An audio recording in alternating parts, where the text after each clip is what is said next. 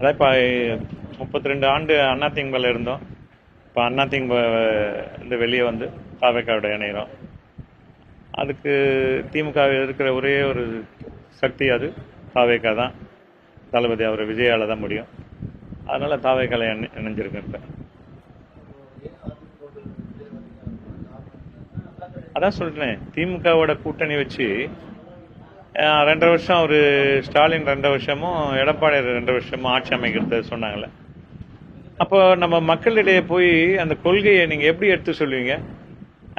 திமுக இவ்வளோ காலம் நம்ம திமுக குறை சொல்லி தானே ஓட்டு கேட்டிருந்தோம்.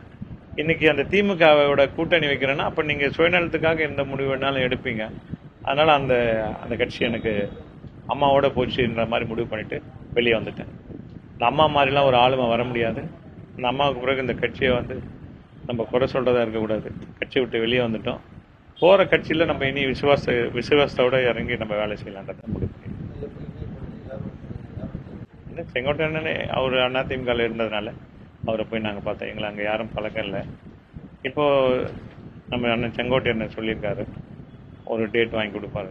டேட்டு வாங்கி கொடுத்தோடனே தலைமையில் இந்த அழைப்பு வந்தவுடனே நாங்கள் அந்த பணியை நாங்கள் செய்யலான்னு முடிவு பண்ணியிருக்கோம். செயல்பாடெலாம் எங்களுக்கு என்ன இல்லை, எல்லாம் புதுசு இல்லையே, கட்சி தானே. இங்கே செஞ்ச வேலையை அங்கே செய்ய போகிறோம், அவ்வளோதான். அங்கே கொஞ்சம் வேறு மாதிரி இருந்தாக்கா அவங்களுக்கு ஏற்ற மாதிரி வளைஞ்சு கொடுத்து அவங்களோட கட்சியோட இணக்கமாக செயல்படணும், அவ்வளோதான். பழக்கம் இல்லை. அது ஒரு வாரத்தில் எல்லாமே பழகிடும். ஒன்றும் இல்லை, கட்சி வேலை தானே.